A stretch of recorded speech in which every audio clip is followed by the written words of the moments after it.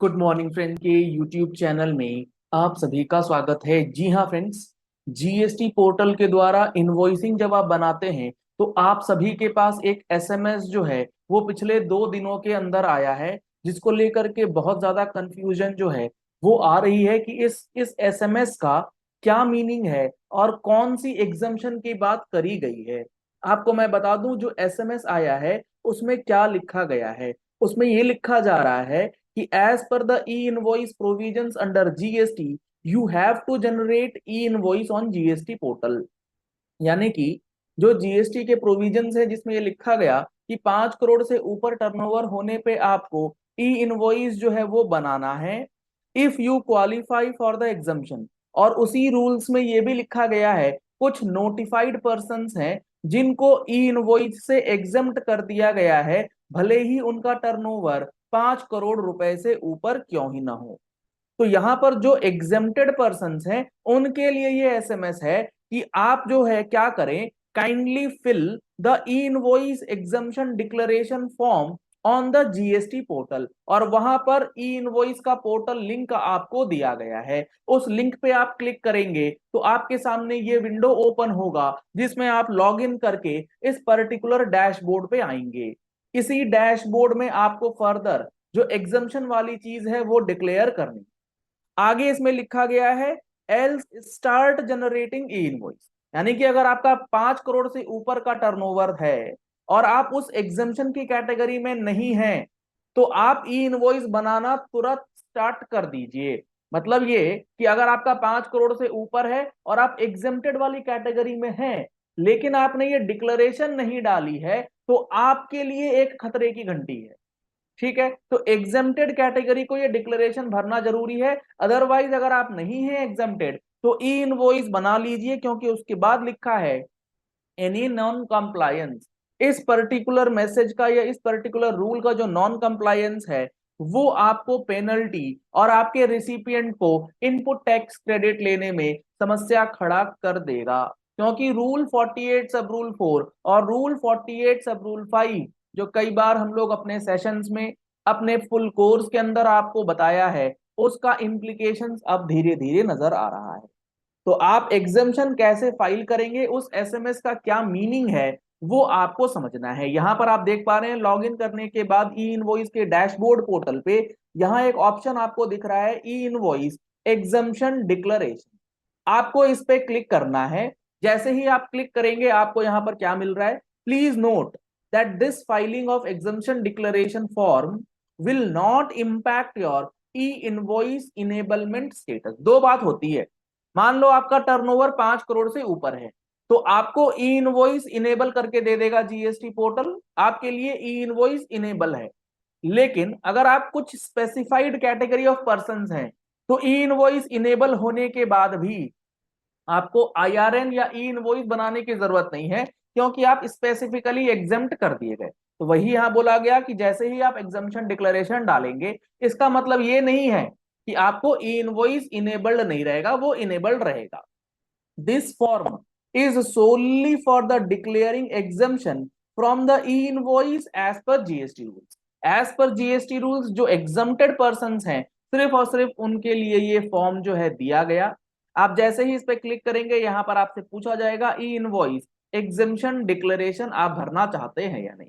ध्यान से भरिएगा इस फॉर्म को, ऐसी गलती मत कर दीजिएगा कि आप एग्जेम्प्टेड नहीं हैं और आपने ये फॉर्म भर दिया, ऐसा मत कीजिएगा। क्योंकि यहां इन्होंने लिखा है and in the terms of rule 48 सब रूल 4। तो 48 सब रूल 4 जो है वो बात करता है मैनर ऑफ प्रिपेयरिंग इनवॉइस, जिसमें एक मैनर ये लिखा गया कि आपको आईआरएन जो है वो जनरेट करना होगा और उसमें एग्जेम्प्टेड पर्सन कौन कौन है। तो यहां आप देख रहे हैं please select the category for exemption from the mandate for E invoice. तो यहां पर जो लिस्ट ऑफ पर्संस दिए गए, सप्लायर्स दिए गए, वही एग्जाम। सर लेकिन मेरे पास जो एसएमएस आया है मैं 5 करोड़ से ऊपर वाला हूं, मैं इनवॉइस बना भी रहा हूं, तो ये एसएमएस आया क्यों, क्या मुझे कुछ करना है इसका। एक बात को समझिए, जब भी कोई सेंट्रल सिस्टम से एसएमएस आता है वो सबको आता है। जैसे अगर आप ई इनवॉइस के लिए एप्लीकेबल हैं, आप मतलब आपका टर्नओवर 5 करोड़ से ऊपर है तो ई इनवॉइस से रिलेटेड कोई एसएमएस जब भेजा जाता है पोर्टल के द्वारा, तो वो हर किसी को भेज दिया जाता है। जैसे इनकम टैक्स में क्या होता है, जब आईटीआर का मैसेजेस आता है, लास्ट डेट पे कैंपेन चलता है, तो उसमें अगर आप फाइलिंग कर चुके हो तो भी आएगा, नहीं किया है तो भी आता है। इसी तरीके से इसमें भी हुआ है, चाहे आप बना रहे हो नहीं बना रहे, एग्जम्प्टेड हो नहीं हो, सबको आ गया है, तो सब हड़बड़ा सा गए। टेंशन लेने की बात नहीं है। उस एसएमएस में एक लिंक दिया गया है, उस लिंक पे जा करके आप चेक कर लीजिए कि आप एग्जेम्प्टेड थे तो आपने डिक्लेरेशन भरा है या नहीं। अगर एग्जेम्प्टेड नहीं थे तो आपको कुछ करने की जरूरत नहीं है, आप जैसे ई इनवॉइस बना रहे हैं बनाते रहिए, कहीं कोई चेंज नहीं। कौन सा पर्सन एग्जेम्प्ट है? सबसे पहले है special economic zone units, SEZ units जो होते हैं वो ई इनवॉइसेस के लिए एग्जेम्प्टेड हैं, उनको बनाने की जरूरत नहीं है। यहां पर सिर्फ एसईजेड यूनिट्स हैं, एसईजेड डेवलपर्स नहीं है, तो डेवलपर्स को एग्जम्पशन नहीं है, इस बात का ध्यान रखेंगे। यूनिट्स एंड डेवलपर्स अलग अलग बात होती है।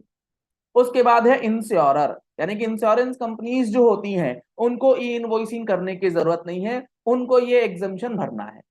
बैंकिंग कंपनीज, जो बैंक्स होते हैं, फाइनेंशियल इंस्टीट्यूशंस होते हैं, उनको भी ई इनवॉइसिंग करने की जरूरत नहीं है, वो स्पेसिफिकली एग्जम्प्टेड है थ्रू नोटिफिकेशन 13/2020। तो यहां पर वो भी ये एग्जम्पशन डिक्लेरेशन फाइल करेंगे। फाइनेंशियल इंस्टीट्यूशंस भी फाइल करेंगे, non banking financial companies NBFCs जो है वो भी फाइल करेंगी। Goods transport agencies supplying services in relation to the transportation of goods by a road in a goods carriage, यानी कि जो गुड्स ट्रांसपोर्ट एजेंसी है उनका क्या है प्रोविजन ऑफ सर्विस, कौन सा है उनका सर्विस है transportation of goods by road in a goods carriage. Goods carriage के अंदर आप थ्रू रोड गुड्स ट्रांसपोर्टेशन का काम करते हैं, जो जीटीएज होते हैं। अगर आपका टर्नओवर 5 करोड़ से ऊपर भी है तो आपको ई इनवॉइस करने की जरूरत नहीं है, आप ये एग्जम्पशन डिक्लेरेशन फाइल कर सकते। Suppliers of passenger transportation service, passenger transportation service वाले जो होते हैं उनको भी ई इनवॉइस से एग्जेम्प्ट किया गया है। Supplier of services by way of admission to exhibition of cinema film in multiplexes screens, multiplex screens जो होती हैं उनके लिए ई इनवॉइसिंग करने की जरूरत नहीं है। सिंगल स्क्रीन्स के लिए यहाँ पर एग्जम्पशन नहीं है, इस बात का ध्यान रखिएगा। मल्टीप्लेक्सेस के लिए है, सिंगल स्क्रीन के लिए नहीं। गवर्नमेंट डिपार्टमेंट्स जो होते हैं उनको ई इनवॉइसेज नहीं करना, ये गवर्नमेंट डिपार्टमेंट सप्लायर के एंगल से है। अगर आप कॉन्ट्रैक्टर हो, आप किसी गवर्नमेंट डिपार्टमेंट को सप्लाई करते हो, तो आपके ऊपर एप्लीकेबल है, कभी ये सोचो गवर्नमेंट डिपार्टमेंट मतलब सप्लायर की बात, ठीक है। लोकल अथॉरिटीज जो है एज अ सप्लायर, अगर वो कोई सर्विसेज या गुड सप्लाई करती हैं उनको ई इनवॉइस नहीं करना। टैक्स पेयर्स आर एडवाइज्ड, ये लिस्ट खत्म हो गई। आपको अकॉर्डिंगली सिलेक्ट करना है कि कौन सी कैटेगरी में आप फॉल करते हैं। अगर नहीं करते तो जबरदस्ती नहीं है, ये नहीं सिलेक्ट करना है, आपको कुछ नहीं करना है। आगे इन्होंने लिखा है declaration and submission, I we hereby solemnly affirm that the above information is correct. तो ये आपके ऊपर दारोमदार रहेगा कि आपको इस बात की पूरी नॉलेज है कि एग्जेम्प्टेड है या नहीं। अगर अगर आपने गलत कर दिया तो you will be responsible for the violation of GST rules and liable for actions due to non generation of e invoices. तो बेहद इंपॉर्टेंट ये एसएमएस जो भेजा गया है, जिसको लेकर के काफी ज्यादा कंफ्यूजन जो है वो आ रहा है। अब आपको बिल्कुल भी इसमें कंफ्यूजन नहीं आना चाहिए। जो ये रूल 48(4) है, रूल 48(5) है, एग्जेम्प्टेड जितने नोटिफिकेशंस यहाँ बताए गए हैं, अगर आपको इन सारी चीजों की बारीकी से जानकारी लेनी है और जीएसटी के अदर प्रोविजंस डिटेल्ड में समझना है, तो आप हमारा जीएसटी का फुल कोर्स 2023 यानी कि 31 अगस्त 2023 तक उसमें क्लासेस सारी अपडेटेड हैं, और उसके अंदर आपको फ्री अमेंडमेंट क्लासेस जो बाद में चल रही हैं उसमें भी आपको उसका एक्सेस दिया जाएगा। तो अगर आप इन कोर्सेज का बेनिफिट लेना चाहते हैं तो नंबर्स आपको स्क्रीन पे दिए गए हैं, इन नंबर्स पे कॉल करके व्हाट्सएप करके आप कोर्सेज की जानकारी ले सकते हैं, उसमें ज्वाइन कर सकते हैं। Regular GST income tax updates के लिए आप हमारे यूट्यूब चैनल को सब्सक्राइब कर लीजिए, आपको इंपॉर्टेंट इंफॉर्मेशन मिलती रहेगी। और मैगजीन सब्सक्रिप्शन लेना मत भूलिएगा, एनालिसिस ऑफ इंपॉर्टेंट अमेंडमेंट्स आपको हर महीने उसमें भी प्रोवाइड की जाती है। Thank you and have a nice day.